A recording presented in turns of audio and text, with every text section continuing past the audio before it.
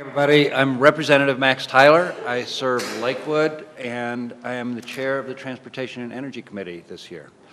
I don't know what to add to all of that. You've heard about a lot of the bills that we're bringing forward, and there are some others that will be coming forward also. I think Senator Schwartz made the point of talking about the different sectors of the energy economy, and left out a bill that I think she's working on, that I'll be working on with her, on encouraging the state fleet to move to energy-efficient vehicles, electric and natural gas vehicles.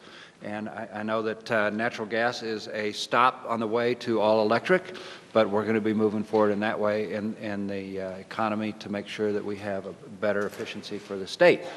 Another bill coming forward that is passed out of committee in the House is to change the way that energy-efficient vehicles pay their way on the road, and to put a sticker on plug-in electrics so that A, they pay their share of the funds for the road, and B, adding a little bit to that to help build out electric charging stations all around the state. So there will be a fund to do that. So if any of you have range anxiety, if you had experience with that, you don't want to come to a slow stop on the side of the road, then we're looking on energy build-out.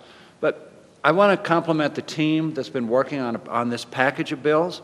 There are more coming forward that are in the works that we're talking about, and I think you're going to see some pretty exciting bills coming up in that arena. But I will tell you that on the bill that Representative Foote was talking about, the energy-efficient mortgages, it's very possible. It's not guaranteed. I'm not going to say we're going to do it, but it's very possible we're going to have an energy efficiency bill that is backed by the governor. Oh, it is backed by the governor. I can say that now. I mean, we have the governor on board with this. Also backed by the bankers. Also backed by the home builders. And also having Xcel Energy and perhaps some of the energy providers on board to all come together and put a few bucks in a pot to incent people to buy more energy efficient homes. When we have that kind of a conversation, we can get a lot done. When we have that kind of a conversation, I would hope to see a bipartisan support for those kind of bills to move forward for a more energy-efficient Colorado. We're also going to have a larger conversation.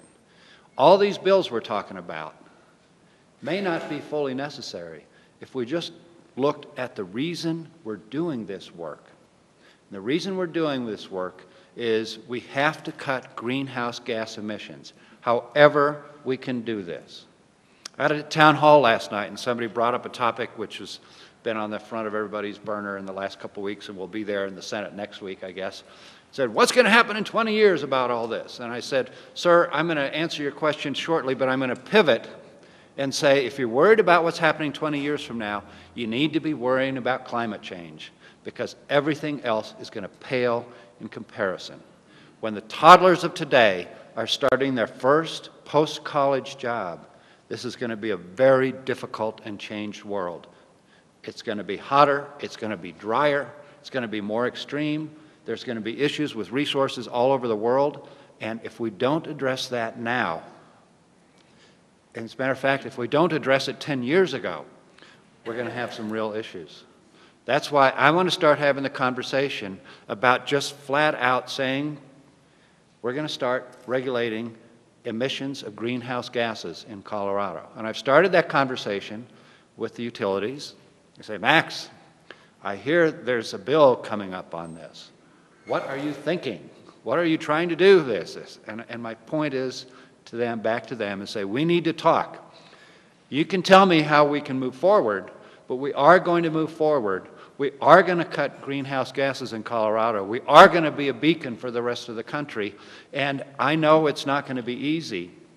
And you're going to tell me about costs, but I will tell you that $1 you spend today is a whole lot better than the $100 you're going to have to spend in 5 years. If you're a utility and you're looking at 40-year timelines, and as we heard yesterday in committee, Tri-State Generation has 40 and 50-year contracts with their power purchasers, the REAs. If you're signing a 50-year contract today and you're not including the cost of carbon, and if you're not including the destructive effects of greenhouse gases, you're making a bad business decision. And how can we say today to these people, how can they say to us, this is what we can do, this is how we have to move forward, this is how we're going to make a difference, and this is how Colorado can continue leading and setting an example and get other people on board to cutting greenhouse gases so that your children, who are the toddlers today, your grandchildren can have a much better world to live in than they would otherwise. And that's the overarching piece of what we're trying to do today. That's why we have all these bills coming up. That's why we're doing this. We need to talk clearly about the fact that climate change is happening, humans are causing it, and we've got to do something about it for the future. And that's